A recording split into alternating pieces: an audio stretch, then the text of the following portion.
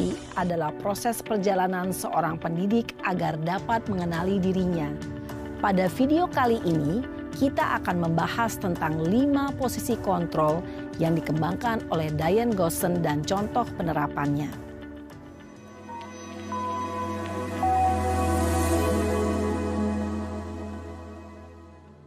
Lima posisi kontrol itu adalah 1. Posisi penghukum.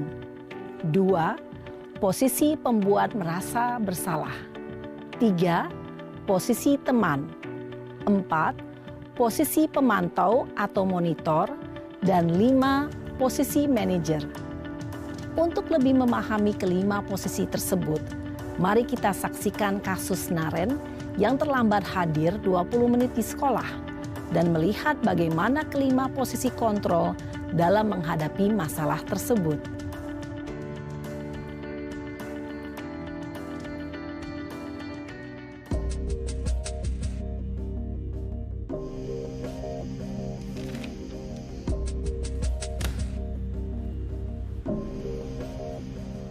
Naren! Sini kamu! Selamat pagi, Bu. Selalu terlambat. Kamu deh, pasti terlambat. Maaf, Bu. Saya... Apa? Apa coba? Alasan kamu apa lagi? Kapan sih kamu tidak terlambat? Malas sekali ya kamu jadi anak. Saya... Dasar pemalas. Gak kapok-kapok sih kamu. Sudah berapa kali terlambat? Sana, kamu keliling lapangan basket 2 kali. Kenapa saya harus keliling lapangan basket, Bu? Kenapa? Kamu mau lawan ibu? Berani-beraninya jawab. Sudah terlambat, masih berani jawab pula. Sekarang, keliling lapangan basket 5 kali sekalian. Biar kapok. Cepat. Pergi sana ke lapangan basket. Posisi penghukum biasanya berbicara dengan nada tinggi, menghardik, menunjuk-nunjuk, menyakiti, dan menyindir. Hukuman bisa berupa fisik maupun psikis. Ibu dan bapak guru hebat. Dampak yang terjadi pada murid ketika guru berada pada posisi penghukum adalah murid cenderung akan memberontak, bahkan menyimpan dendam.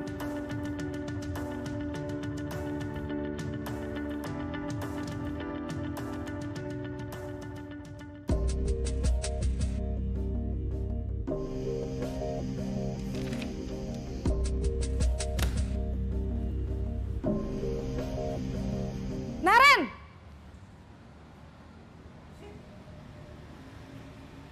Selamat pagi, Bu.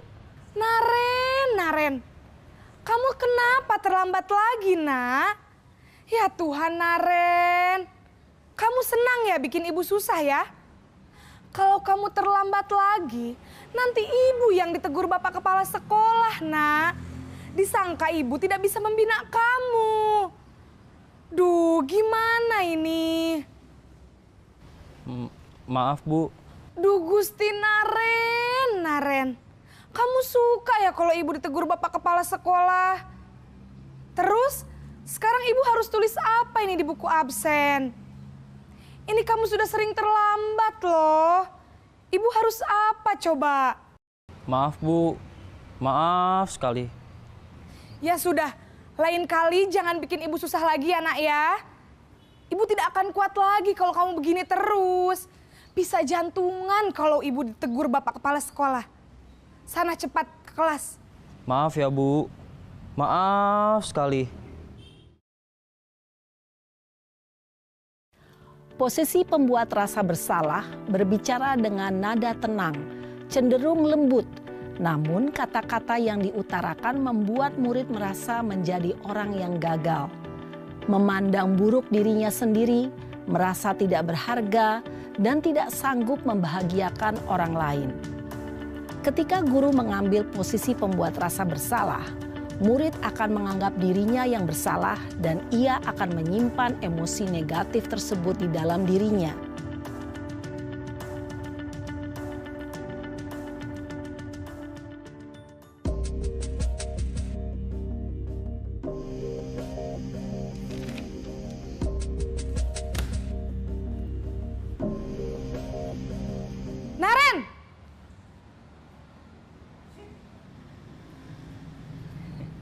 Selamat pagi, Bu. Wah, sudah jam berapa ini, Nak? Terlambat lagi ya, sayang? Iya, Bu. Habis ibu saya lupa bangunkan saya, Bu. Kamu malah menyalahkan ibu kamu. Kamu bukannya anak yang larinya paling kenceng. Kok terlambat sih? Iya, Bu. Saya memang terlambat bangun tadi. Jadi, biarpun saya lari kencang, tetap gak kekejar, Bu. Ya sudah sana, nanti lain kali larinya lebih kenceng lagi ya. Biar gak terlambat lagi. Bikin seneng ibu, demi ibu. Bisa kan?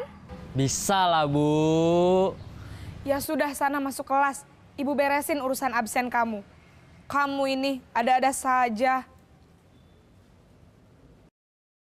Dalam posisi teman, guru berbicara dengan nada suara ramah, akrab, cenderung bersenda gurau untuk menjaga suasana tetap santai. Murid akan merasa senang, aman, dan akrab dengan guru. Identitas yang tercipta adalah identitas sukses atau berhasil. Namun, perlu diingat, karena ini masih dorongan eksternal, maka ada faktor ketergantungan dari murid kepada orang tertentu. Di sini guru absennya, sehingga di lain waktu murid bisa berperilaku baik, namun hanya kepada orang-orang tertentu saja.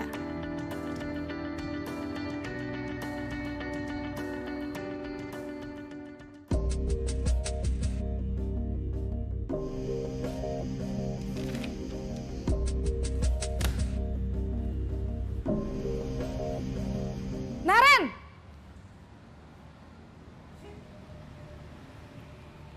Selamat pagi, Bu. Naren, apa peraturan sekolah kita tentang jam berapa kita harus masuk sekolah, Nak? Kita harus di sekolah jam 7, Bu. Iya, betul. Sekarang sudah jam 7.20. Naren sudah tahu konsekuensinya jika terlambat hadir.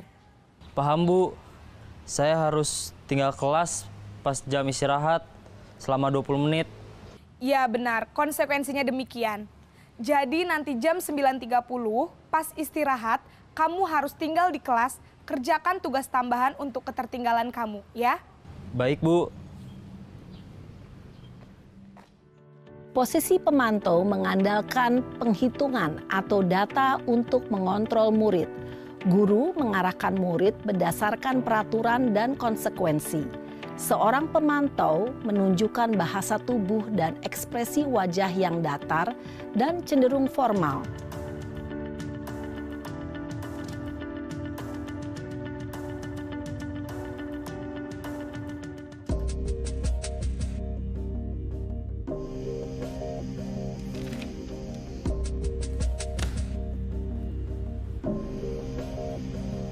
Naren!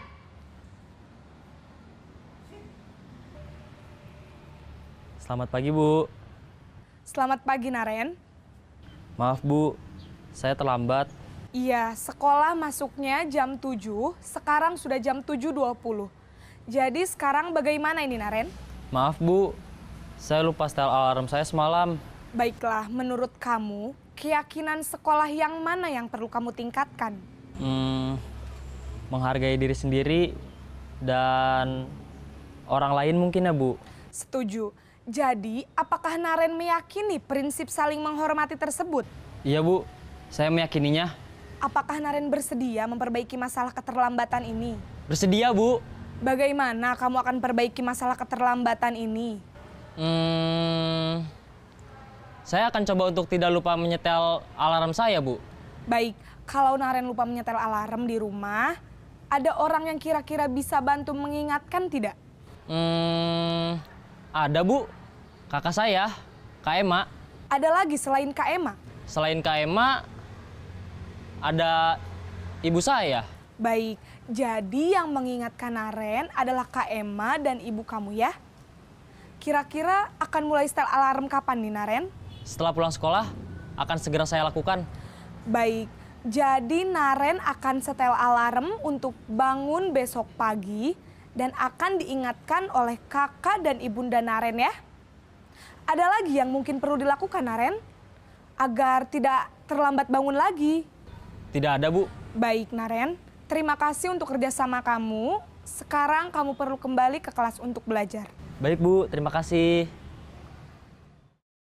Posisi manajer adalah posisi kontrol yang disarankan untuk membimbing murid memiliki sikap disiplin yang positif, yaitu murid yang mandiri, bertanggung jawab, dan dapat memecahkan masalah. Tujuan dari posisi ini adalah agar murid dapat berefleksi atas tindakannya. Guru akan dengan tulus memberikan pertanyaan-pertanyaan bermakna, sehingga membuat murid dapat belajar dari kesalahannya dan mencari sebuah solusi untuk menyelesaikannya. Ibu dan Bapak guru hebat, setelah mengamati adegan kelima posisi kontrol tadi, kira-kira posisi mana yang paling ideal? Posisi mana yang dapat menunjang motivasi intrinsik murid? Ya, tentu posisi manajer. Posisi ini memang posisi ideal yang ingin dituju setiap pendidik. Pada posisi inilah, guru dapat menerapkan disiplin positif yang berpihak pada murid, yang memerdekakan murid.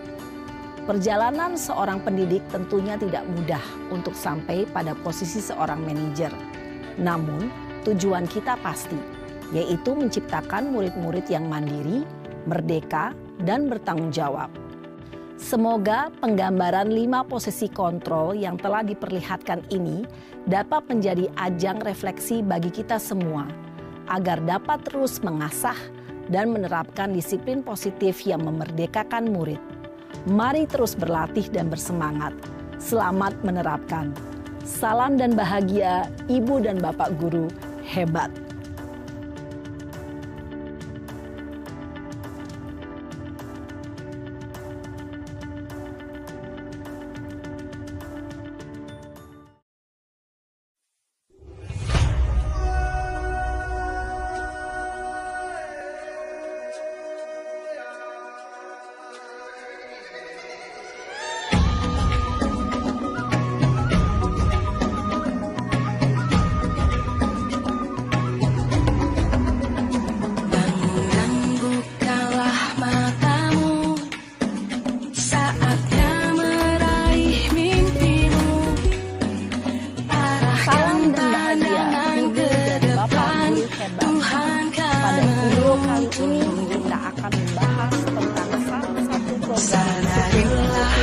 Yang berganti dengan sekolah tantangan kita hadapi, bergandeng tangan untuk negeri, era kita menanti berseri. Kita belajar Pancasila, kita bernafas dalam sila-silanya. Kita belajar Pancasila, ayo kita jaga untuk Indonesia. Bersatu dalam perbedaan, berpegang tangan dan berlari. Singkirkan egomu, oh kawan, demi negeri ini. Jadilah generasi emas, cerdas berkarakter itu kita. Berjuang dan harus berani, kita terus torehkan prestasi. Keyakinan. Ibu dan Bapak guru, berikut ini akan ditunjukkan bagaimana seorang guru berada dalam posisi manajer menggunakan penerapan segitiga konstitusi.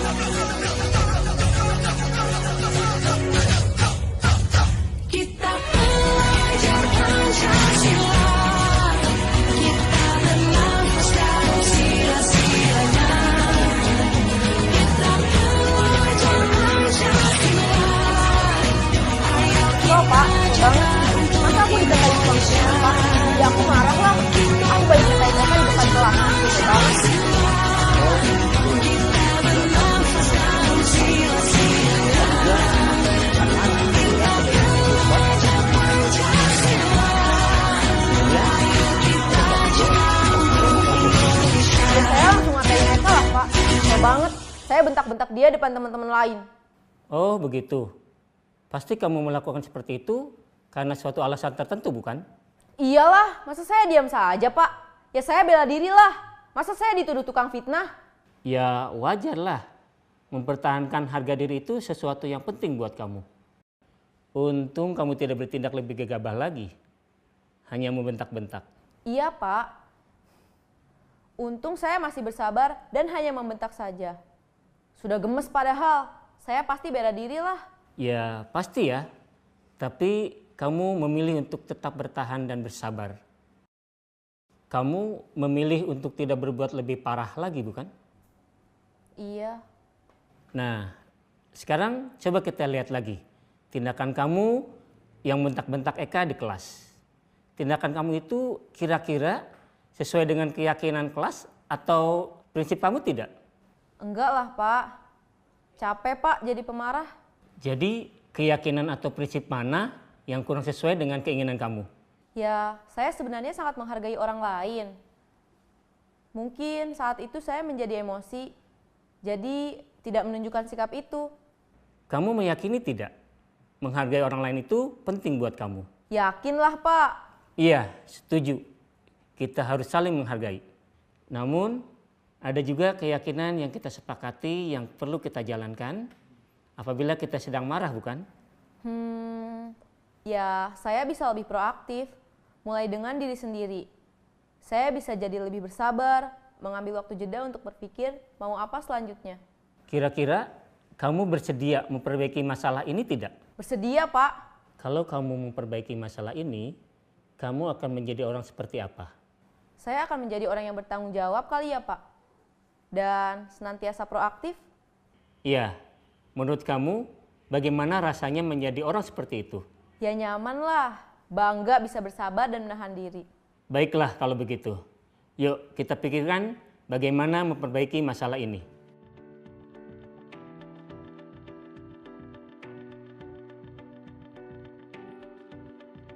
Ibu dan Bapak guru hebat, baru saja kita menyaksikan contoh bagaimana seorang guru berada dalam posisi manajer menggunakan penerapan segitiga restitusi. Mari kita bahas satu persatu. Pada sisi pertama, menstabilkan identitas berdasarkan pada prinsip bahwa membuat kesalahan adalah bagian dari proses pembelajaran. Sisi pertama dari segitiga ini berperan menggeser identitas murid dari identitas gagal ke identitas sukses. Murid yang sedang bertingkah laku yang tidak pantas atau menarik diri saat itu sedang mengalami identitas gagal. Bila kita mengkritiknya, maka posisinya tidak akan berubah. Kita bisa mengajukan pernyataan-pernyataan ini. 1. Membuat kesalahan sesuatu yang wajar. 2. Manusia tidak ada yang sempurna. 3.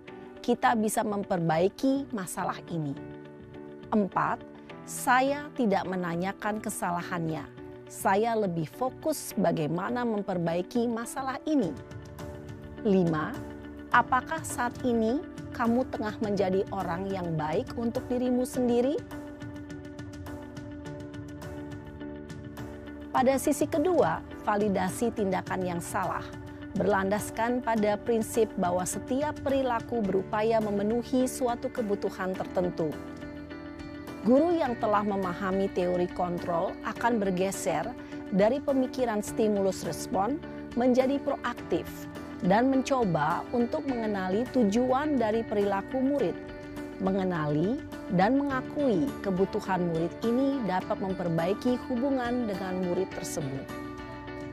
Pernyataan atau pertanyaan bisa disampaikan dengan nada suara tidak menghakimi atau memojokkan, sehingga dapat mengembalikan murid pada posisi positif. 1. Kamu bisa saja bertindak lebih gegabah lagi dari ini. 2. Kamu bukan melakukannya tanpa suatu alasan tertentu. 3. Kamu melakukannya karena mempertahankan sesuatu yang penting bagimu. 4. Mungkin kamu bisa mempelajari suatu perilaku baru yang lebih efektif. Bersediakah kamu mempelajarinya? Selanjutnya, kita akan simak sisi terakhir, yaitu menanyakan keyakinan. Teori kontrol menyatakan bahwa pada dasarnya kita termotivasi secara intrinsik. Pada saat perilaku yang salah telah divalidasi dan identitas sukses telah stabil, maka murid telah siap mengaitkan keyakinan-keyakinannya dengan tindakannya yang salah dan pemikirannya telah bergeser ingin menjadi orang yang dituju. Pertanyaan-pertanyaan ini dapat mengaitkan keyakinan-keyakinan yang dianut murid. 1. Sebagai keluarga atau kelas, apa yang kita yakini? 2. Nilai-nilai apa yang telah kita sepakati? 3. Seperti apa gambaran sebuah kelas yang ideal bagi kamu? 4. Kamu ingin menjadi orang seperti apa?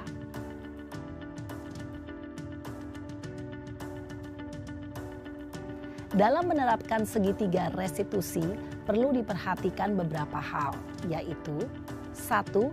Perilaku yang salah perlu dikaitkan dengan nilai-nilai atau keyakinan-keyakinan yang telah disepakati atau dituju. 2. Kesediaan orang yang melakukan kesalahan untuk memperbaiki masalah. 3. Pemecahan masalah sebisa mungkin relevan atau memiliki hubungan dengan masalah yang ada. 4. Usaha. Perlu adanya suatu usaha perbaikan dari pihak yang berbuat kesalahan. 5. Waktu. Perlu didedikasikan waktu dari pihak yang berbuat kesalahan. Tanyakan kapan akan mulai diberlakukan usaha untuk memperbaiki masalah. Dengan memahami struktur penerapan segitiga restitusi, diharapkan guru dapat menerapkan posisinya sebagai manajer dengan mengajukan pertanyaan-pertanyaan bermakna yang dapat membuat murid menjadi lebih percaya diri, bertanggung jawab, dan mandiri. Nah, Ibu Bapak Guru perlu tidaknya mengikuti ketiga tahapan dalam segitiga restitusi bergantung pada ringan beratnya suatu permasalahan. Misalnya, bila permasalahan tersebut ringan, maka tidak perlu dijalankan secara berurutan. Bahkan bisa semudah menanyakan, apa keyakinan yang kita sepakati? Dengan menjalankan segitiga restitusi, dengan mengajukan pertanyaan-pertanyaan bermakna, diharapkan murid menjadi lebih kuat secara pribadi, dapat membuka wawasan murid agar dapat menyelesaikan permasalahannya sendiri, semakin percaya diri, mandiri, dan merdeka. Salam dan bahagia, Ibu Bapak Guru hebat.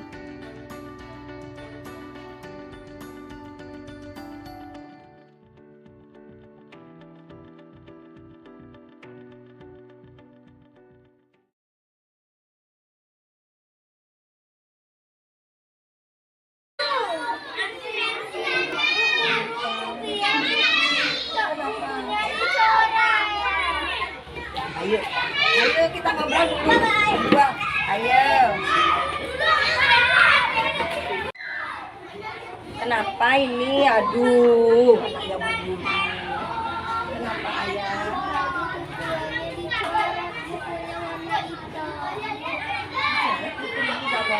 Ayah? Ya, benar. Bicara tadi buku gambarnya ayah. Ibu guru juga pernah kok berbuat kesalahan.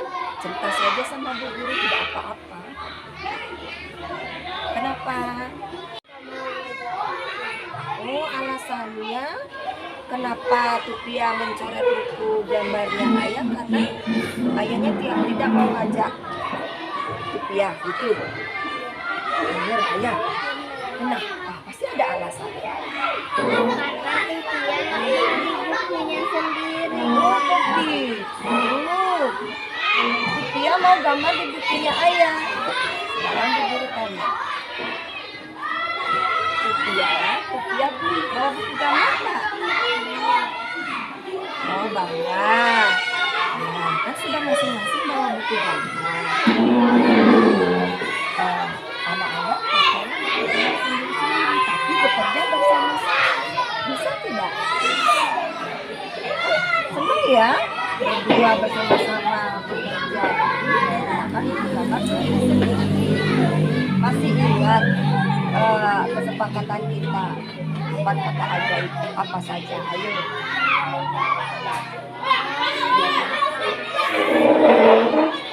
Minta maaf. Dan kalau lewat ada orang yang terus apa yang Rupiah sama Ayah lakukan sekarang? Minta maaf. Ayo. Rupiah. Terima kasih. Ayo bekerja sekarang ya. Yang akur ya. Terima kasih Bu Guru sudah mengingatkan Ayah dan Rupiah untuk saling bekerja sama dan kalau ada salah minta maaf dan saling menyayangi.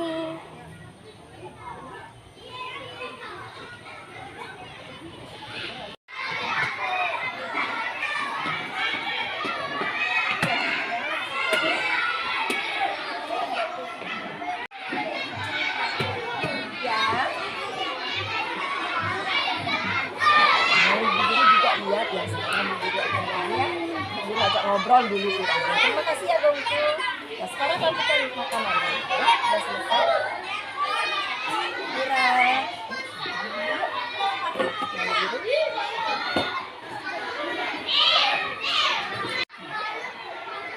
Kira. Kira bilang tadi. Ibu guru juga bilang kok. Kiranya tadi langsung makan saja. Bu guru juga pernah seperti itu. Buru-buru makan karena buru kelaparan. Tidak pasti ada alasannya. Kenapa? Kok lupa sampai berdoa? Ya, jadi kelaparan. Kok bisa tadi tak sarapan ya pagi-pagi? Kenapa? Oh, ibunya buru-buru kerja ya. Nah, gimana? Agar tidak kelaparan. Anak-anak yang lapar itu dalam mengikuti kegiatan itu tidak bisa konsentrasinya berkurang. Jadi kurang pagi-pagi wajib kita sarapan dulu ya. Kalau misalnya ibunya buru-buru nggak sempat mempersiapkan sarapan, bisa dibawa ke sekolah sarapannya, minta izin sama bu guru. Bu guru boleh nggak kurang makan? Tuh kan udah bersin harus sarapan ya. Ya, akhirnya nanti tidak sakit. Ya, minta izin sama bu guru boleh nggak kurang makan dulu soalnya lagi tidak sempat sarapan. Ibunya buru-buru. Nah, kesepakatan kita. Sebelum makan harus bagaimana? Ya, berdoa itu pembiasaan ya, berdoa dulu sebelum makan. Gimana? Nanti kalau misalnya makan harus bagaimana?